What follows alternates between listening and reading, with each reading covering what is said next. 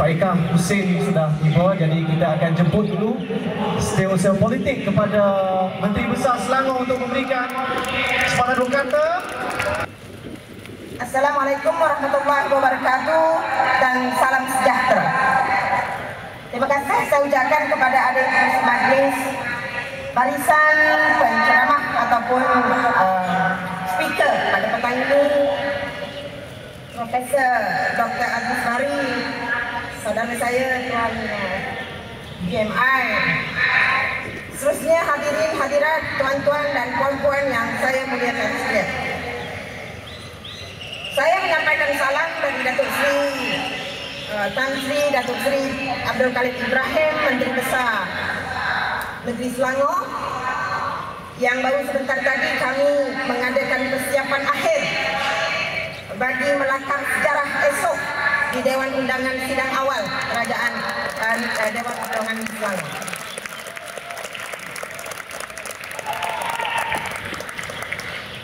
Pada saya dan pada seluruh rakyat Selangor, esok merupakan satu sejarah yang tidak akan kita lupakan sehingga akhir hayat.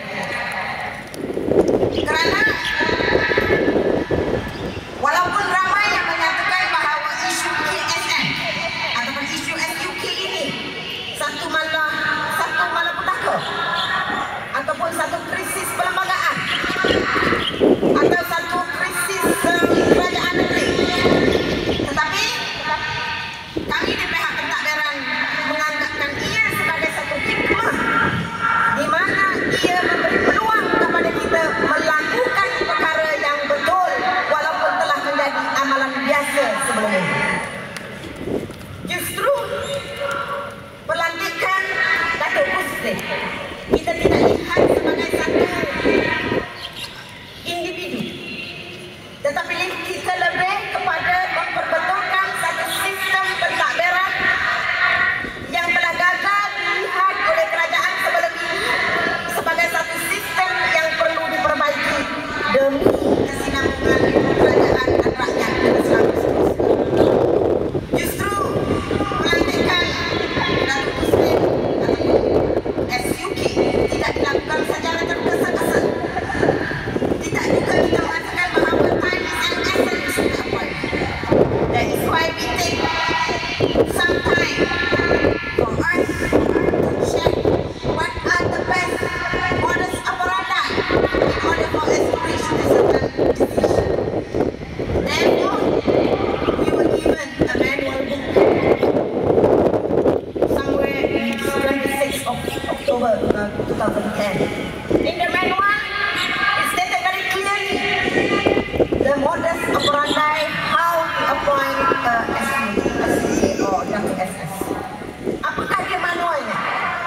Pertama, Datuk Menteri Besar akan mengambil nama-nama dari Jabatan Perkhidmatan Awam, Service Commission, nama yang layak ataupun difikirkan layak untuk diketengahkan kepada Yang Maha Mulia Sultan.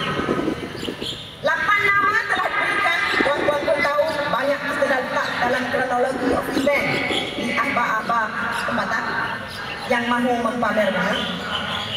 8 nama. 8 nama ini terdiri daripada ketua-ketua. Terdiri daripada ada di antaranya yang YGP, ada di antaranya yang PO. Semuanya adalah 54, grade 54 ke atas, termasuk di saksi. Sebab Datuk SS termasuk dalam golongan bursa A. 8 orang diserahkan kepada Datuk Menteri Besar. Sebagaimana dalam ceramah saya yang lepas, Datuk Menteri Besar boleh menggunakan kuasanya untuk memilih 1, 2, 3 lekuk jantan betina kena ketuk, ambil satu nama. Boleh juga buat mana yang paling handsome, ambil satu nama. Boleh juga buat mana yang bisa tebal, ambil satu nama. 3 nama. Tetapi Datuk Menteri Besar tidak melakukan begitu.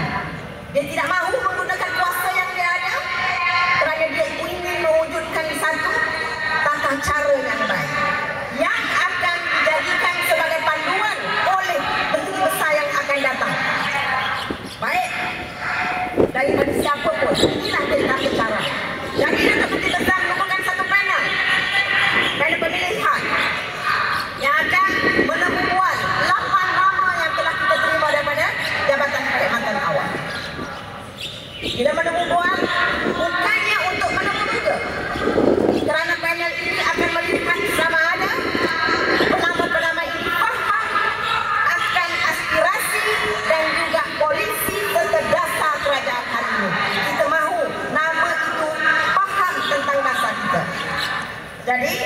panel yang diketuai oleh Datuk Speaker sebagai ketua dan ahli keduanya Datuk Hassan Ali selaku bekas penjawat awam di Intan dan seorang ahli EXCO Datuk Xavier Jayakumar telah duduk berbincang apakah tata cara dan sebagainya yang boleh diambil untuk mengambil shortlist 3 nama. Berbincang, berbual dan sebagainya. Akhirnya 3 nama telah dipilih. 3 nama ini diserahkan pada Datuk Menteri Besar dan Datuk Menteri Besar telah menyerahkannya ke pihak istana. Rupa-rupanya sementara Datuk Menteri Besar serahkan nama tersebut, tiba-tiba ada satu kumpulan lain yang telah menyerahkan 3 nama lain ke istana. Disitulah yang berlakunya kekacauan hari ini, di mana the whole proses yang kita buat, tata cara yang mereka bagi dan kita laksanakan, mereka juga yang langgar. Menteri Besar di belakang, EXCO di belakang dan rakyat Selangor di belakang. Akhirnya nama Datuk Izrin naik sebagai calon yang Tuan berkenan. Tuan-tuan dan puan-puan, pada saya tuan-tuan boleh lihat kronologi event yang telah kita nyatakan. Ramai hari ini yang tak faham. Kalau 98 kes sodomi fitnah 1 telah menjadikan ramai rakyat Malaysia faham undang-undang jenayah. Section 376 A, B dan C hafal kebanyakan kita. Mana fide, bona fide dan niat jahat dan sebagainya semua ada dalam pemikiran kita walaupun kita bukan seorang pembuat. Kali ini pada saya ia penting kerana ia telah menjadikan rakyat Malaysia berpeluang untuk melihat apakah itu yang dikatakan undang-undang tubuh. Rakyat Selangor melihat undang-undang tubuh itu sebagai satu benda asing yang jauh kita tak pernah baca. Isu pelantikan SPK ini telah memberi kita hikmah bahawa kita berpeluang membaca apa dia undang-undang tubuh di Selangor. Sebagai rakyat Selangor memang kita kena baca. Inilah masa. Ramai banyak blog yang berjaya telah mengupas artikel-artikel dalam undang-undang tubuh. Pada saya, walaupun memisahkan kerajaan hakim, isu SPK ini telah memberi sedikit pengajaran bagi samsat education kepada rakyat Selangor yang akhirnya nanti akan memberi kemajuan kepada negeri Selangor. Akhirnya tuan-tuan dan puan-puan, perkara biasa yang telah dilakukan, yang diamalkan oleh UMNO Barisan Nasional, kita nyatakan kepada Yang Maha Mulia Tuanku bahawa daulat Tuanku sebenarnya apa yang telah dilaksanakan ini menunjukkan bahawa kuasa kita, kuasa Tuanku, kuasa negeri telah dirampas. Jadi sebagai seorang dewasa,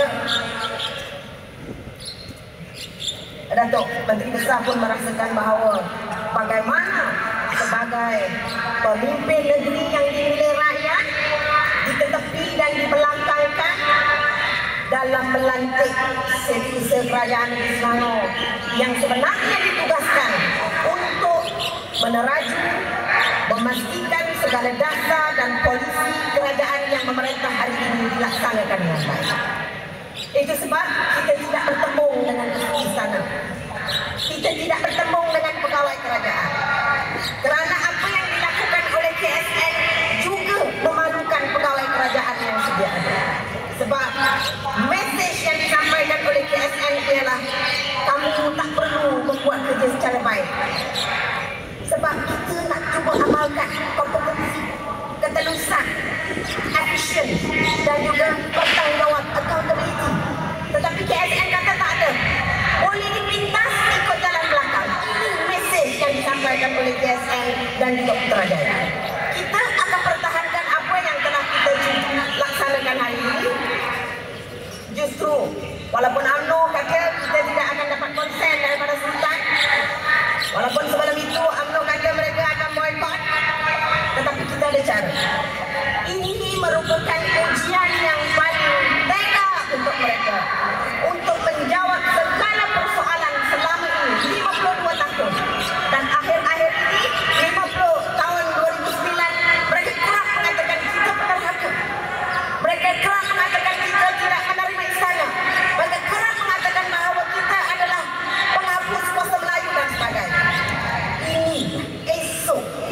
daripada 24 jam mereka berpeluang menjawab.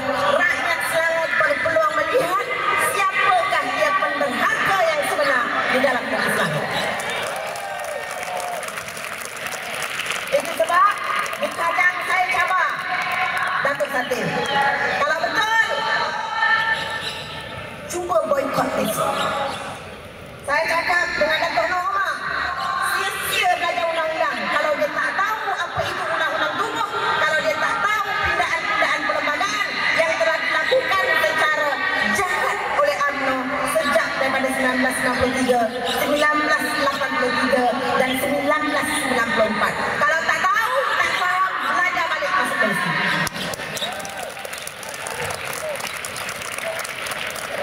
Tuan-tuan dan puan-puan,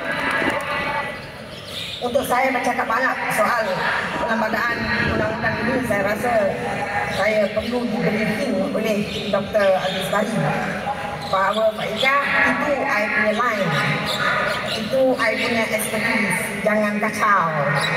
Justru saya tidak mahu menyentuh banyak soal undang-undang. Kita ada punya pakar di sini.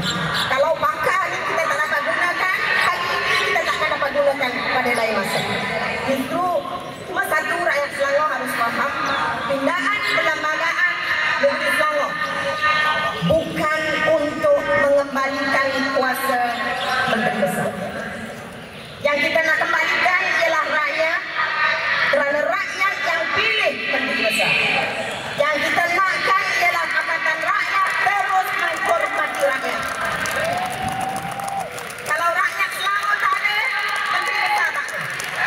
Kalau dulu Menteri Besar lama tidak mempunyai kekuatan diri, tidak mempunyai kekuatan ilmu, tidak mempunyai kekuatan iman untuk melakukan pindaan sebagaimana yang kita lakukan hari ini, tetapi berbeza dengan kerajaan Pakatan Rakyat, kita mempunyai kekuatan diri, kita mempunyai kekuatan politik, kita mempunyai kekuatan hati, iman dan sebagainya untuk melakukan perubahan.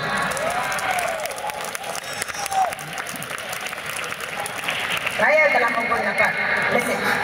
Tinggal lagi 1 minit, ayat terakhir. Saya mohon kepada rakyat Selangor faham dan percaya.